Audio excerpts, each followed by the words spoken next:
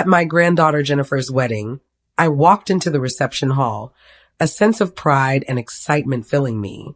It was supposed to be a moment of joy, a celebration of family, love, and memories. But instead, it turned into an experience that made me question just how my family truly saw me. The morning of the wedding, I took extra care with my appearance.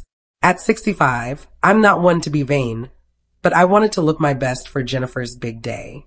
I chose a pale blue dress that my late husband, Robert, had always admired, carefully styled my silver hair, and even applied a touch of the perfume he had given me for our last anniversary before cancer took him from me 3 years ago. As I looked at myself in the mirror, I whispered, "You look beautiful, Alice." For a fleeting moment, I could almost hear Robert's voice, feel his presence beside me. The ceremony at St. Mark's Church was everything I had hoped for. Jennifer glowed with happiness as she walked down the aisle, her smile lighting up the room. My son Richard escorted her with pride, and even my daughter-in-law Pamela appeared genuinely moved by the moment. For those precious few minutes, everything felt right in the world. But all of that changed when we reached the reception. I walked into the grand ballroom of the Westbrook Hotel, eager to join in the festivities. As I approached the check-in table, the young woman behind it greeted me warmly and handed me my name tag after flipping through the stack of alphabetized cards. I took a quick glance, expecting to see something simple. Alice Edwards, grandmother of the bride. But instead, in elegant script, I saw words that left me in shock. The old lady who will pay for everything, my gal. My hand froze midair. Surely this was some sort of mistake. I looked at the young woman, trying to mask my dismay. "There seems to be an issue with my name tag," I said, forcing a smile. She leaned over to check, and then blushed in embarrassment. "Oh, I'm so sorry. Let me see if there's another one." But I quickly interrupted, not wanting to cause a scene at Jennifer's wedding. "It's fine, I'll speak with my family about it," I replied, pinning the tag to my dress, my face burning with humiliation. Who thought this was funny? Who approved it? Jennifer, Richard, Pamela? Was this really how they saw me? A joke? As I made my way into the ballroom, I couldn't shake the feeling of being belittled. During the cocktail hour, I tried my best to enjoy the celebration. I chatted with guests, some of whom didn't notice my name tag, while others were too polite to bring it up. But then I overheard something that chilled me to the bone. "Did you see the grandmother's name tag?" someone whispered, laughter in their voice. Pamela had apparently thought it was hilarious. Another voice chimed in, "They say she's their personal ATM." My stomach dropped. I quickly moved away, my hands trembling. Just then, Richard waved me over, calling me to join a group of well-dressed guests. "Mom, come meet the Andersons." "Dad used to golf with Bill," he called out. I reluctantly approached the group, and Bill Anderson, a familiar face from Robert's business dealings, smiled and shook my hand. "This is Bill and Martha Anderson." Richard introduced them, and then, with a laugh, added, "Mom, our walking bank account." Martha Anderson's smile faltered as her eyes flickered down to my name tag. The laughter and easy conversation from before suddenly felt hollow, and the weight of that moment settled heavily on my chest. Bill looked visibly uncomfortable as I introduced myself. "Alice Edwards," I said firmly, extending my hand. "Robert's widow." "Of course," Bill replied kindly, his smile warm but a little strained. "Robert spoke of you often. He was very proud of you." The conversation carried on, but my mind was elsewhere. I barely heard the words. As soon as the Andersons moved on to speak with someone else, I pulled Richard aside, feeling a wave of frustration wash over me. "What is the meaning of this?" I asked, gesturing sharply toward my name tag, still pinned to my dress. Richard laughed, a dismissive chuckle. "Oh, Mom, don't be so sensitive. It's just a joke. Everyone knows you're the one with the deep pockets since Dad left you everything." I felt my blood run cold. "It's humiliating," I said quietly, my voice barely a whisper. He rolled his eyes, clearly uninterested in my feelings. "Oh, please, lighten up. It's a party, not a courtroom." Before I could respond, Pamela appeared, looking every bit the elegant mother of the bride. "There you are, Alice," she said, her tone dripping with false cheer. "Has Richard been introducing you around?" We want everyone to know who's responsible for this gorgeous wedding." She winked, and they both laughed. Pamela, Richard, and everyone in the room at my expense. I excused myself from the conversation, my stomach turning. I needed a moment to breathe. As I made my way toward the restroom, I took a deep breath, trying to steady myself. In the bathroom, I dabbed at my eyes with a tissue, trying to push away the sting of the humiliation. Just then, the door opened, and an older gentleman in a well-tailored suit entered. When he saw me, he immediately stepped back, muttering apologies. "Mrs. Edwards, Alice," he said tentatively from outside the door. "It's Martin Reynolds, Robert's attorney. Could I have a word?" I took a deep breath, wiped my eyes, and stepped out, putting on my best composure. Martin had been Robert's attorney for years, and he had always treated me with kindness and respect. But today, his expression was serious, almost grim. "I couldn't help but notice," he began, gesturing toward my name tag, "some of the comments." I sighed, the weight of it all threatening to break me.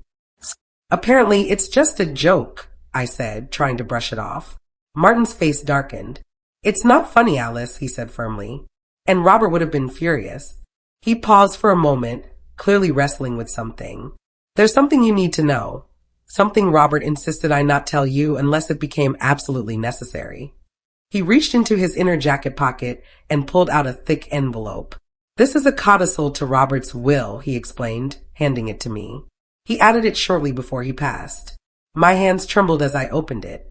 The legal language was complex, but the meaning was clear.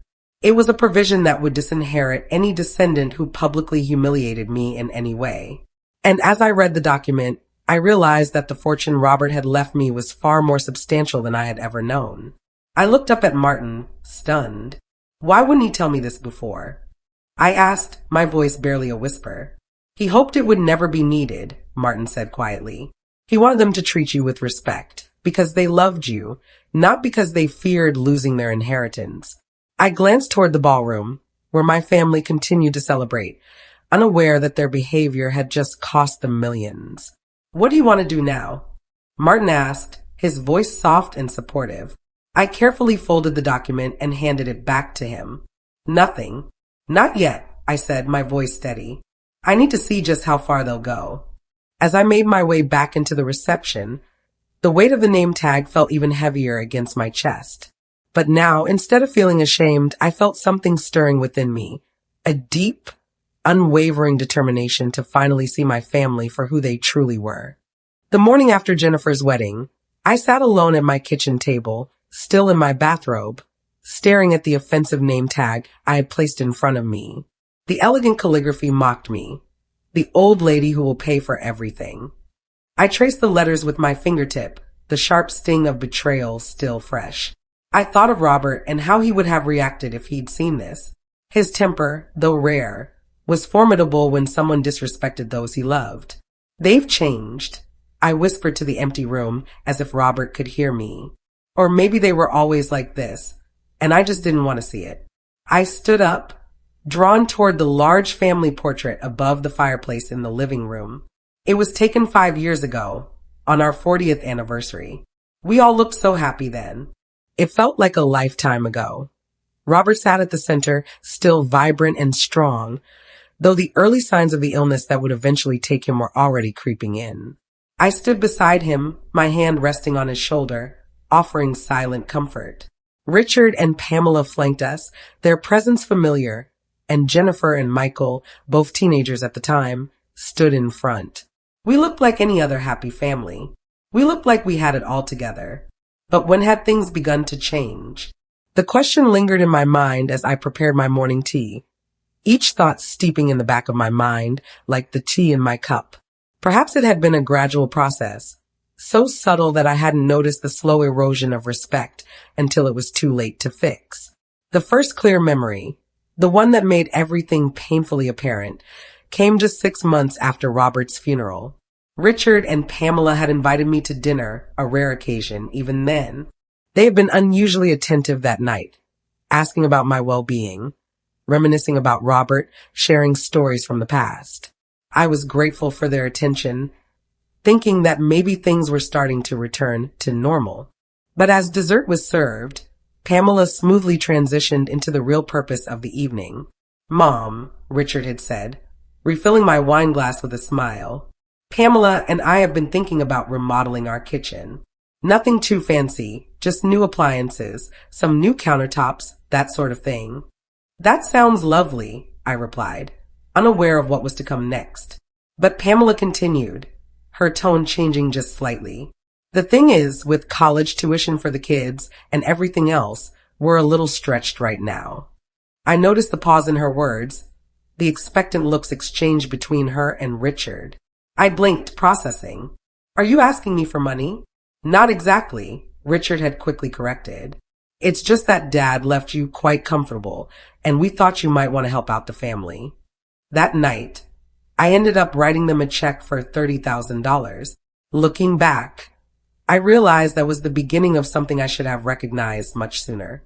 From that moment on, small requests evolved into much larger ones. What started as a kitchen remodel quickly turned into a full home renovation. College tuition for Jennifer and Michael became luxury cars when they turned 18. Family vacations, which I was invited to join, quickly became trips I was expected to fund. The years passed, and the demands grew. I opened the hallway closet and pulled out a box full of financial records. Sitting on the floor, almost as if I were a schoolgirl sorting through papers, I began sifting through bank statements and canceled checks. The numbers painted a sobering picture of how my finances had been used to support Richard and Pamela's ever-growing lifestyle. In just 3 years, I had given them nearly $250,000. The phone rang, interrupting my thoughts as I tallied the figures. It was Pamela. "Alice, are you home?" she asked, her voice slightly anxious. "I've been trying to reach you on your cell." I hadn't even realized my cell phone was still in my evening purse. "Yes, I'm home. Is everything okay?" "Everything's fine," she reassured me. "Richard, and I just wanted to thank you for everything yesterday. Wasn't the wedding beautiful?" I closed my eyes, recalling the $45,000 check I'd written for the venue and catering. I had been happy to help. "Yes, it was lovely," I said quietly, even as the weight of the cost hung heavy in my chest. "Jennifer and Mark are so grateful for your generosity," Pamela continued. "They couldn't have had such a wonderful wedding without you." Her voice took on that syrupy sweetness I knew too well. "Actually, that's partly why I'm calling," she said. "Mark's parents were supposed to pay for the honeymoon, but his father's business has been struggling and they've had to back out. Jennifer is just devastated. I could already sense what was coming next. We were wondering if you might be able to help," Pamela added, her voice dropping to a near whisper. "They've got their hearts set on 2 weeks in Bali. Richard and I would contribute, of course. Everything we spent on the wedding. Everything they spent. I had covered almost all of it." "I'll think about it," I said, surprising even myself with my non-committal response. There was a brief pause before Pamela spoke again. "Well, they need to book soon to get the best rates. I understand. I'll let you know tomorrow." After hanging up, I returned to my financial archaeology, the past flooding back like an avalanche of figures and emotions. Robert had always warned me about Richard's relationship with money. "He sees it as the solution to everything," Robert had once told me. "But money without values only creates more problems." At the time, I hadn't understood. Maybe I hadn't wanted to. A knock at the door startled me, snapping me out of my reverie. Through the peephole, I saw Michael, my grandson, shifting nervously on the porch. My heart skipped a beat. I quickly gathered up the scattered financial papers that had been cluttering the kitchen table and stashed them back in the closet before I opened the door. "Grandma," he said, stepping forward and wrapping me in a hug. At 21, Michael had grown tall like his grandfather, his kind eyes reflecting a gentleness that seemed so rare these days. "Are you okay?" "I've been texting you," he asked, concern evident in his voice. "I'm fine, sweetheart. Just a bit tired after yesterday," I replied, forcing a smile. "Come in." He followed me into the kitchen where I was already putting on the kettle for some fresh tea. Michael had always been different from the rest of them. He was more thoughtful, less fixated on appearances and status. He had a grounded quality that I appreciated, and it was always comforting to talk to him. "I wanted to apologize for yesterday," he said, sitting down at the kitchen table. The name tag, the way everyone was talking, it wasn't right. I felt a lump form in my throat. You noticed? Of course I noticed. So did a lot of people, he said, his gaze dropping to the table, embarrassed. I should have said something. I patted his hand gently. It's not your responsibility to correct your parents, Michael, but it's mine to stand up for what's right. He looked up at me directly, his expression serious. Dad and Mom, they've changed since Grandpa died. Or maybe I just didn't see it before. All they talk about is money. Your money, specifically. My heart sank. What do you mean? Michael hesitated for a moment. Last week, I overheard them discussing your house. Dad said something about how it's too big for one person and how they could help you downsize. The kettle whistled, giving me a brief moment to absorb what he had just told me. As I poured the hot water over the tea bags, my mind wandered to Martin Reynolds and the codicil to Robert's will. I thought about the name tag, the constant request for money, and now this apparent plan to move me out of my own home. Grandma, Michael's voice brought me back to the present. Are you sure you're okay? I set the teapot on the table and sat down across from him, taking a deep breath. I'm better than okay, Michael, I said, feeling a surprising calm wash over me. I think I'm finally seeing things clearly for the first time in years. What do you mean? He asked, his brow furrowing with curiosity. I smiled, making a decision in that moment.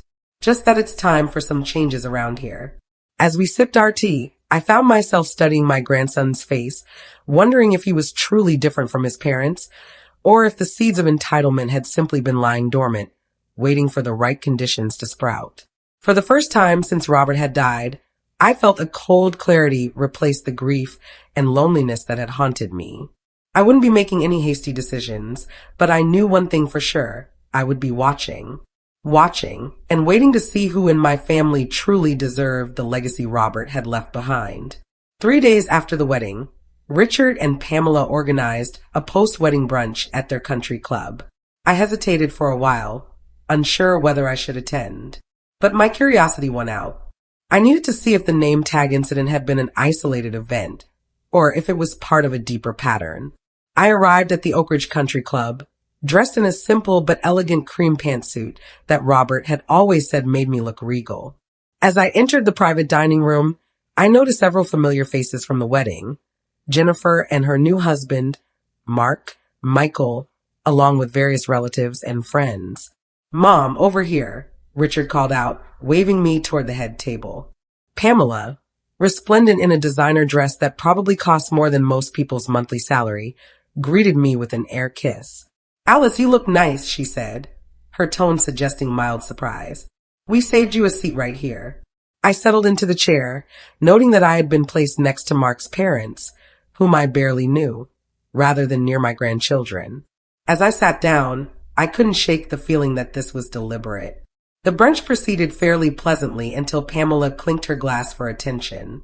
We want to thank everyone for coming today and for helping make Jennifer and Mark's wedding so special, she began, her voice carrying through the room. And, of course, a special thank you to Grandma Alice, who has been so incredibly generous. All eyes turned to me. My stomach twisted, but I forced myself to smile politely. Pamela continued, her smile not quite reaching her eyes. In fact, she said, her voice bright and rehearsed, we have an exciting announcement. Grandma will be funding Jennifer and Mark's dream honeymoon to Bali, Pamela announced with a bright, rehearsed smile. A smattering of applause followed. I sat frozen, my coffee cup halfway to my lips. I hadn't agreed to anything of the sort. Mom, Richard prompted when I didn't immediately react to the announcement. I slowly set my cup down, my hands now steady despite the rush of emotions flooding through me. This is the first I'm hearing of it, I replied, keeping my voice calm and level. An awkward silence settled over the table. Jennifer's expression flickered between confusion and embarrassment, while Mark stared at his plate, clearly uncomfortable. Well, we discussed it yesterday, Pamela continued, her laugh brittle. Remember? You said you'd think about it. Yes, I did say that, and I'm still thinking. Richard leaned over, speaking in a stage whisper that was clearly meant for everyone to hear. Mom, don't make a scene. We've already told them they can book the trip. That was it. Something inside me snapped, a thread that had been stretched too far for too long. I leaned forward, my voice cutting through the tension. I don't recall agreeing to pay for a honeymoon to Bali, I said, loud enough for everyone at the table to hear. In fact, I believe Mark's parents were originally planning to cover this expense, I added, looking at Mark's father, who shifted uncomfortably in his seat. There were some business setbacks, he muttered, clearly flustered. I understand, I said, offering a kind smile. These things happen, but I think it's inappropriate to publicly volunteer someone else's money without their consent. Don't you? The table fell completely silent. Pamela's face turned a deep shade of red. Perhaps Jennifer and Mark might consider a more modest honeymoon, I suggested coolly. One within their means. Their means? Pamela hissed, her voice dripping with sarcasm. What about your means? Everyone knows Robert left you more than comfortable. Something in her tone, the entitlement lacing her words, made my decision clear. My financial situation is not up for public discussion, I said firmly, and neither are my spending choices. Richard's hand shot out, grabbing my arm with an intensity that made me wince. Mom, stop it. You're embarrassing us. I pulled my arm away, my voice unwavering. No, Richard. You've embarrassed yourselves. I stood up, smoothing my jacket and composing myself. Jennifer, Mark, I wish you both every happiness. I'd be happy to contribute to a reasonable honeymoon, but I'll discuss that with you privately. As I turned to leave, Michael stood up as well, his face filled with concern. I'll walk you out, Grandma. In the lobby, away from the prying eyes of the others, I let my composure slip for the first time. My hands trembled as I fumbled for my car keys, the weight of everything pressing down on me. Are you okay to drive? Michael asked gently. I nodded, taking a deep breath. I'm fine, just a bit shaken. You should be proud of yourself. That took courage. I looked at my grandson, really looked at him. In that moment, he reminded me so much of Robert, his strength, his sense of right and wrong. It made my heart ache. Would you like to come over for dinner tonight? I asked impulsively. Michael smiled, his expression softening. I'd like that. Later that evening, as we sat in my kitchen sharing a simple meal of roast chicken, I found myself confiding in Michael about his parents' behavior over the past 3 years, about the constant financial demands, the gradual erosion of respect. I'm not surprised, he said sadly. I've watched it happening. After Grandpa died, it was like they saw you as, I don't know, an ATM. I nodded, swallowing hard. And it's getting worse, Michael continued. Last week, I overheard them talking about your house again. What did they say?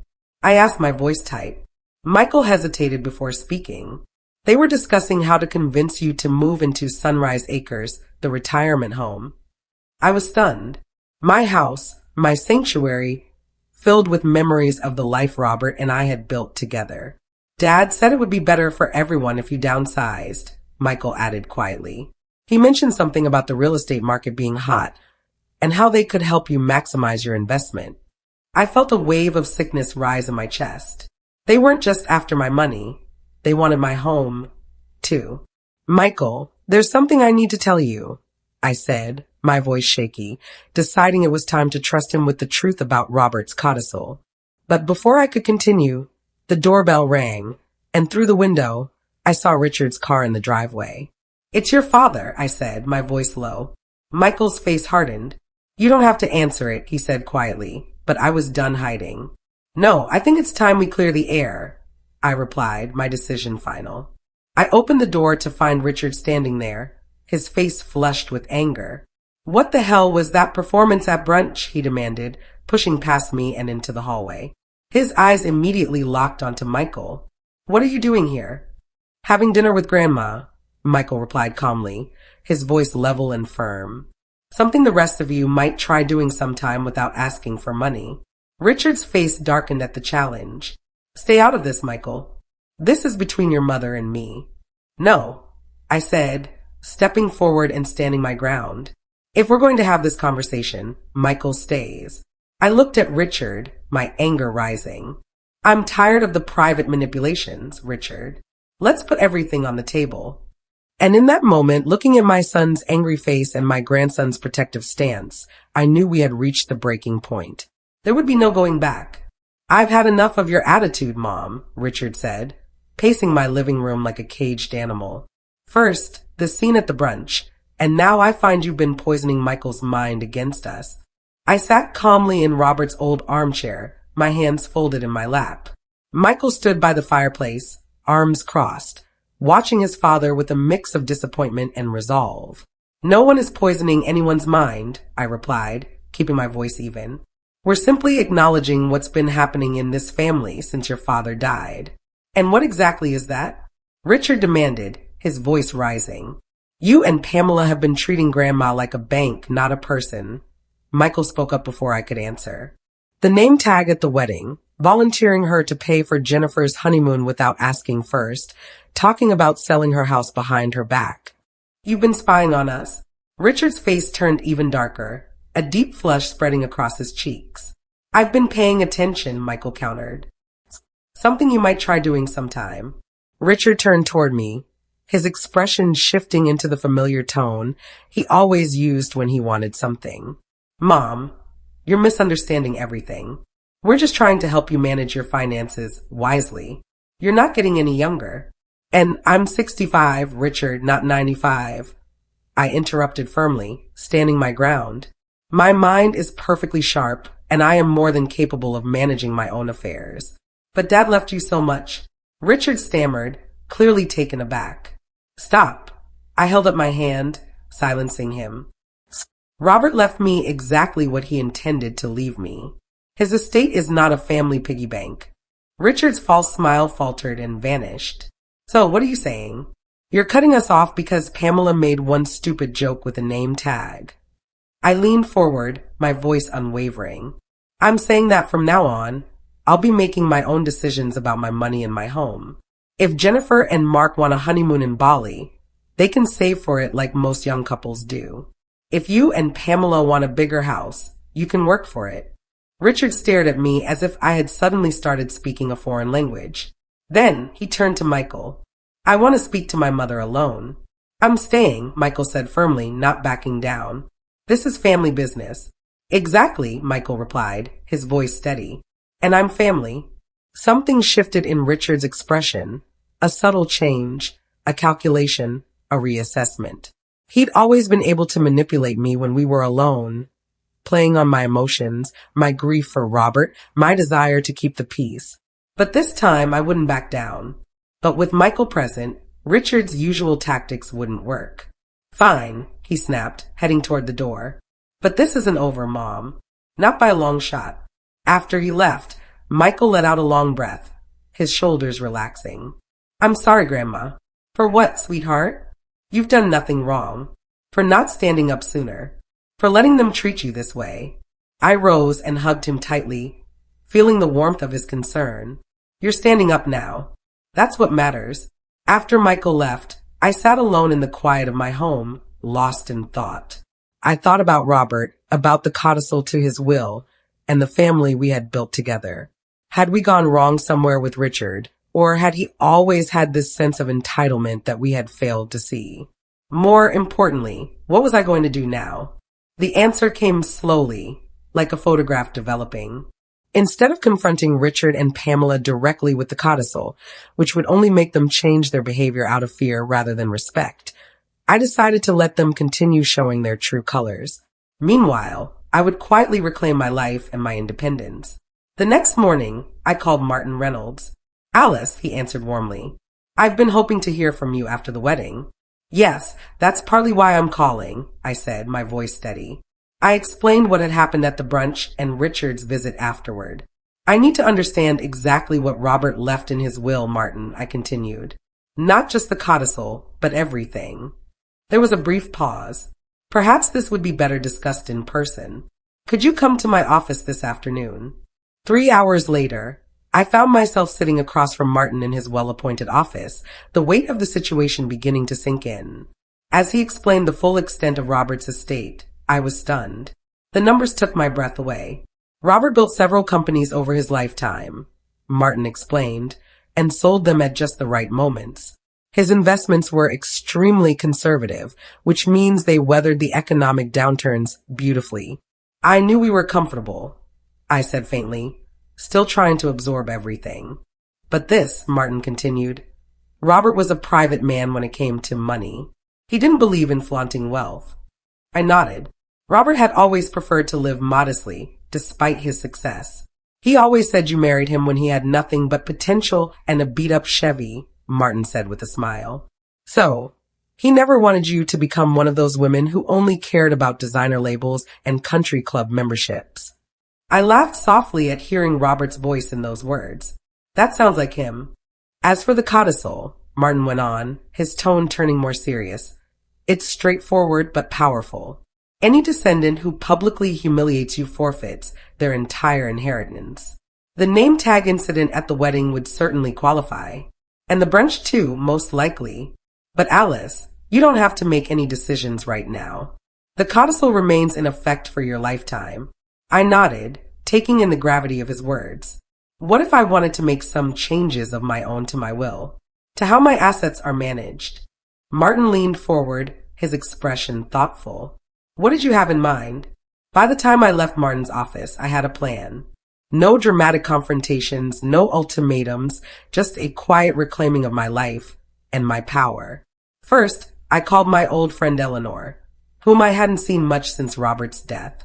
We arranged to meet for lunch the following day. Then, I stopped by the community center and picked up a brochure for their adult education classes. Robert had always encouraged me to pursue my interest in painting. Perhaps it was time to finally do that. At home, I sat at my computer and began researching small business loans. Michael had mentioned wanting to open a bookstore after college, but was worried about the startup costs. A genuine investment in my grandson's future seemed like the perfect use of some of my resources. When my phone rang and I saw it was Pamela, I let it go to voicemail. It was time to focus on what truly mattered. The old Alice would have answered the phone immediately, her mind racing with anxiety about what emergency or demand might be coming. But that Alice was fading away, replaced by a woman who was finally beginning to recognize her own worth. When I listened to the voicemail later, it was exactly what I expected. Alice, it's Pamela. Richard told me about your conversation last night. I think there's been a misunderstanding. We've always had your best interests at heart. Richard and I were thinking we should have dinner this weekend to clear the air. Oh, and Jennifer mentioned you'd reconsidered about the honeymoon. They really need to book soon to get the best rates. Call me back. I deleted the message without returning the call. Instead, I opened my checkbook and wrote a modest check as a wedding gift for Jennifer and Mark. Enough for a nice honeymoon, but in New England, perhaps not Bali. I enclosed it in a card with a warm note wishing them happiness, then sealed the envelope. My silent strategy had begun. No confrontations, no drama, just quiet, firm boundaries. Robert would have approved. 6 months passed in a blur of quiet yet significant changes. I enrolled in painting classes at the community center, reconnected with old friends, and spent more time with Michael, who visited regularly. I provided him with seed money for his bookstore business plan, which was coming along beautifully. Meanwhile, Richard and Pamela's attitude toward me swung between chilly distance and desperate attempts to reestablish their access to my finances. When the silent treatment failed to yield results, they would suddenly appear with forced smiles and transparent excuses to visit. Each time, they would steer the conversation toward money, discussing a renovation they were planning, Jennifer's desire to buy a house with Mark, their own retirement concerns. Each time, I politely declined to engage, repeating my mantra, messing with my finances is not an option. I said it with a smile that grew more confident with each repetition. They didn't take the rejection well. Pamela's texts became increasingly hostile. Richard's calls grew more demanding. But I had found a new strength in my silence, in the boundaries I was finally enforcing. Today was my birthday, my 66th. And despite my protests, Michael had insisted on organizing a small family gathering at my home. It's time they remember whose house this is, he'd said, his grim determination reminding me so much of Robert. I spent the morning in my garden, deadheading roses and finding peace in the simple task. The garden had been another casualty of the past 3 years. I had neglected it while catering to Richard and Pamela's demands. Now, though, it was coming back to life, much like I was. By mid-afternoon, my home was ready for guests. Michael arrived early to help with the final preparations. "Are you sure you're ready for this?" he asked, arranging cheese and crackers on a platter. "As ready as I'll ever be," I replied, smoothing down my new red dress, a bold choice I would never have made before. Besides, it's just dinner. But we both knew it was more than that. This was the first time in months that the entire family would be together under my roof. Richard and Pamela, Jennifer and Mark, and even a few of Robert's old friends, including Martin Reynolds. The doorbell rang precisely at 5. Richard and Pamela stood on the porch, their smiles so artificial I could almost hear the plastic stretching. "Happy birthday, Mom," Richard said, handing me a bouquet of store-bought flowers. "Alice, you look different," Pamela added, her eyes scanning my new dress, my styled hair, the subtle makeup I'd applied, techniques I'd learned from a class at the community center. "Thank you," I said simply, stepping back to let the guests in. Jennifer and Mark arrived moments later, followed by Martin and another couple who had been close friends with Robert and me.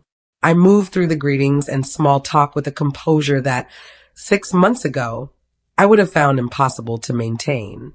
As we settled in the dining room, I couldn't help but notice Richard's gaze moving around the house, assessing, calculating. Pamela, too, seemed to be evaluating every change. Her eyes kept returning to the new painting hanging on the wall, a landscape I'd created myself. "Did you redecorate, Alice?" she asked, her tone suggesting she found the changes unsettling. "Just a few updates," I replied, keeping my voice calm. "I've been taking painting classes," I added, watching her reaction carefully. "Painting classes?" Richard echoed, his voice betraying the same surprise as if I'd told him I was learning to fly spaceships. "Grandma's really talented," Michael said proudly. "She's already sold 2 pieces at the community art fair." "Sold?" Pamela stuttered, looking genuinely confused. "But why would you need to sell paintings?" I smiled, my voice steady. "It's not about need, Pamela. It's about joy." An uncomfortable silence fell over the table. The tension hung in the air until Mark, eager to redirect the conversation, asked about the bookstore Michael was planning to open. "It's coming along great," Michael said. "Thanks to Grandma, I've got the business plan finalized and I'm looking at locations." Richard's head snapped up at the mention of my name. "Thanks to Grandma? What does that mean?" Michael met his father's gaze steadily. "Grandma's investing in my bookstore." "Investing?" Richard's voice rose sharply. "With what money?" "My money," I said quietly. Richard began to speak, but then he caught himself, glancing at the other guests. "Maybe we should discuss this privately." "Mom, there's nothing to discuss," I replied, my voice firm. "I'm making my own financial decisions now." Richard's face darkened. He looked like he wanted to say more, but Jennifer interrupted with a story about their honeymoon to Cape Cod, the destination they'd chosen after receiving my modest gift. The conversation shifted, and for a moment, the tension in the room was temporarily diffused. After dinner, we moved to the living room for coffee and dessert. Pamela, however, cornered me in the kitchen. "Alice, what's going on with you?" she demanded, her voice low but harsh. "First, you refused to help with the honeymoon. Then we hear nothing from you for months, and now you're throwing money at Michael's pipe dream." "It's not a pipe dream," I replied calmly. "It's a solid business plan. Don't be naive. Bookstores aren't profitable anymore. He's using you." "No, Pamela. I'm supporting my grandson's ambition." "There's a difference." Her eyes narrowed with frustration.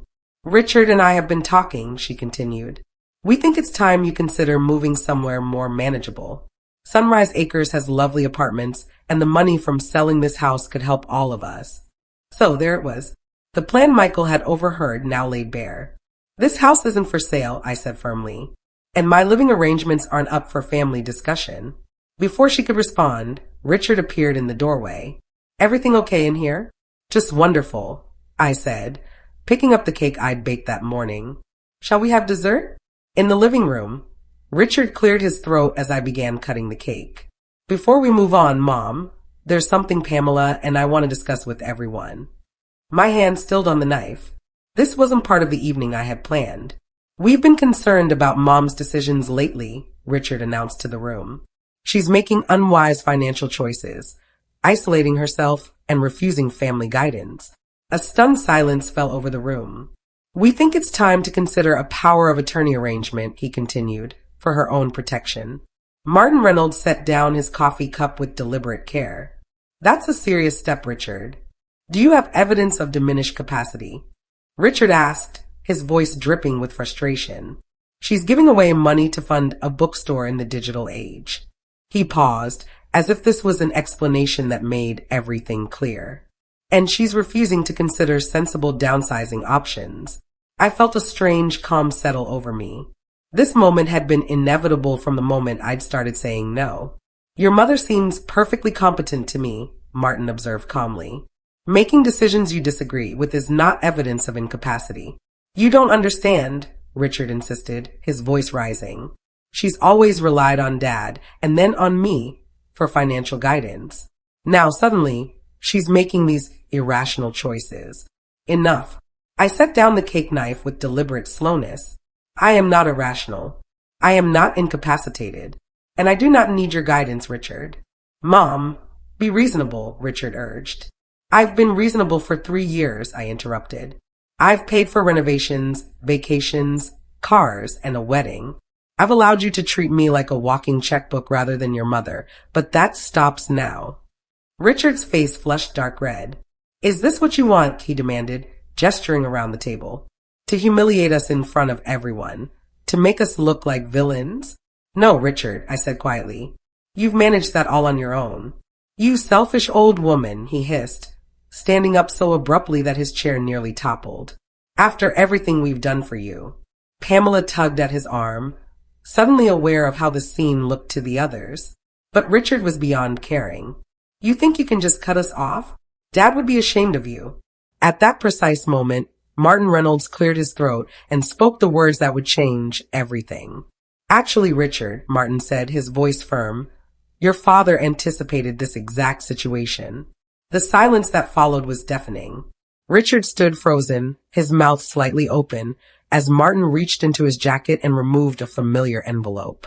Robert added a codicil to his will shortly before he passed, Martin explained to the stunned room.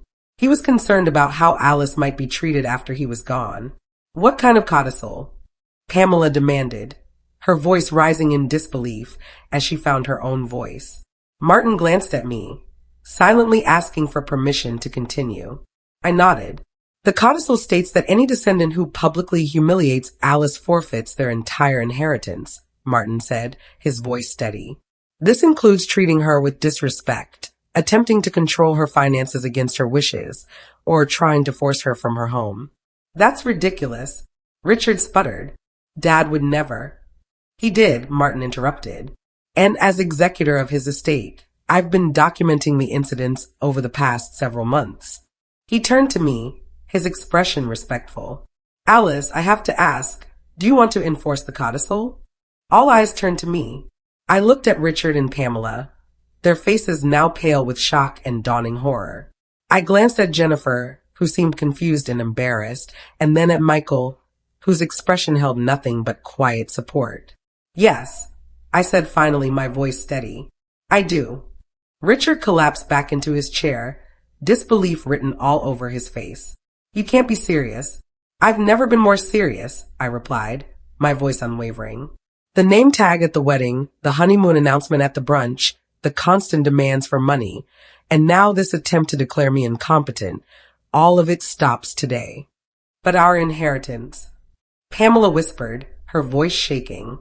It's forfeit, Martin confirmed. All of it. All of it. Jennifer asked, her voice small, full of disbelief. Martin nodded. I'm afraid so. The codicil is quite clear. This isn't fair. Richard suddenly shouted, slamming his fist on the table. She tricked us. She let us believe the money was just sitting there waiting to be used. No, Richard, I said quietly. I never promised you anything. You assumed. You took. You demanded. But you never once asked what I needed or wanted, I said, my voice steady but firm. What about Jennifer and Mark? Pamela asked desperately, as if she were searching for a way to escape the reality of the situation. They haven't done anything wrong, Martin replied, consulting his notes. Jennifer was present at several incidents, but didn't actively participate in the humiliation. However, she also never spoke up to defend Alice. Jennifer's eyes filled with tears. I'm sorry, Grandma, she whispered. I should have said something at the wedding about the name tag. I reached across the table and took her hand. We all make mistakes, sweetheart. The question is what we learn from them. So what happens now? Mark asked, putting his arm around Jennifer, his voice steady but anxious. Now, Martin said, according to the terms of the codicil, Richard and Pamela's share of Robert's estate is redistributed. To whom? Richard demanded, his voice sharp. Half goes to Alice outright, Martin explained calmly. The other half is divided among descendants who have shown her proper respect and care. All eyes turned to Michael, who looked genuinely surprised. I didn't know, he said quickly. I swear, Grandma, I had no idea about any of this.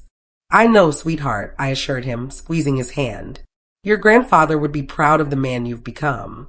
Richard stood up again, his face contorted with anger. This is a setup, a conspiracy. I'll contest it in court. You're welcome to try, Martin said, his tone unruffled. But the codicil is legally binding, and we have ample evidence that the conditions have been met. Alice, Pamela began, her voice suddenly sweet as honey. Surely we can work this out as a family. We never meant. Save it, Pamela, I cut in. It's too late for that. So that's it. Richard shouted. After everything we've done for you, you're just cutting us off? No, Richard, I said, standing to face my son directly, the weight of the moment heavy in the air. After everything I've done for you, I'm finally standing up for myself. There's a difference. The gathering ended shortly after. Jennifer and Mark left, offering awkward apologies and promises to call soon. Richard and Pamela stormed out without another word. Martin and the other guests made tactful exits, leaving just Michael and me in the sudden quiet of my home. Are you okay? He asked, helping me clear the barely touched dessert plates. I'm better than okay, I replied, surprised to find it was true. I feel free. 1 year later, I stood in the doorway of Chapter 1. The bookstore Michael had finally opened in a charming converted Victorian house downtown. Morning sunlight streamed through the tall windows, illuminating shelves of carefully curated books and comfortable reading nooks. A coffee counter, staffed by Michael's girlfriend, Emma, served locally roasted beans and homemade pastries. In the children's section, a mural I had painted covered one wall, a whimsical forest scene with hidden animals and fairy houses for young readers to discover. Twice a week, I led story time for neighborhood children, something I had never imagined myself doing before. The small apartment upstairs had been renovated as well, not for me. I still loved my home with its memories of Robert, but it had been transformed for a young writer and residence program Michael had established with part of his inheritance. The bell over the door jingled, and Jennifer stepped in, pushing a stroller with her 3-month-old daughter, Roberta, named after her grandfather. Grandma, Jennifer called, spotting me. I didn't know you'd be here today. Just dropping off some new bookmarks I painted, I said, bending to admire baby Roberta. Hello, little one. Over the past year, Jennifer and I had slowly rebuilt our relationship. After the initial shock of the inheritance revelation, she had made genuine efforts to connect with me, independently of her parents. Mark had proven to be a steadying influence, encouraging her to form her own opinions rather than echoing her mother's. Richard and Pamela were a different story. After several failed attempts to contest the codicil, they had moved to Florida, where Richard took a job with a former business associate. Our communication was limited to the occasional Christmas cards and updates through Jennifer. Have you heard from your parents lately? I asked as Jennifer settled at a small table with the baby. Mom called last week, she said with a sigh. Same conversation as always. Complaints about Dad's job, the house they had to settle for, how unfair everything is. I'm sorry, I said, feeling for her. Don't be, Jennifer said firmly. They made their choices. I've made mine. Emma brought over coffee and fresh scones, cooing over the baby before returning to the counter. Michael emerged from the back room, carrying a stack of new arrivals. His face lit up when he saw us. Perfect timing, he said, joining us at the table. I wanted to run something by you both. He explained his idea for expanding the store's community programs, including literacy tutoring for adults and writing workshops for teens. It would mean reinvesting some of the profits, he added. But I think it's worth it. I think it's wonderful, I said, feeling a surge of pride for him. As they discussed the details, I gazed around the sunlit bookstore. This beautiful space represented not just Michael's dream, but a new chapter for all of us. In the years since the revelation, I had rediscovered parts of myself that had been dormant for far too long. I'd made new friends, developed my painting, and even started traveling. Simple weekend trips at first, then 2 weeks in Italy with a senior tour group where I met Claude, a widower from Boston with kind eyes and a dry wit who now called me every Sunday. Now, Robert would have approved, I thought, not just of the bookstore or my newfound independence, but of the boundaries I'd finally established. He had tried to protect me with his codicil, but in the end, I had learned how to protect myself. Jennifer's baby let out a happy gurgle, drawing me back to the present. This was my family now. Not perfect, not complete, but real. We were building something new from the ruins of what had been lost. And it was, in its own way, beautiful. What do you think, Grandma? Michael asked, pulling me into the conversation. I smiled at my grandson and granddaughter, at the baby who represented our future, at the bookstore that had grown from trust and respect rather than obligation and greed. I think, I said, that this is exactly where we're supposed to be.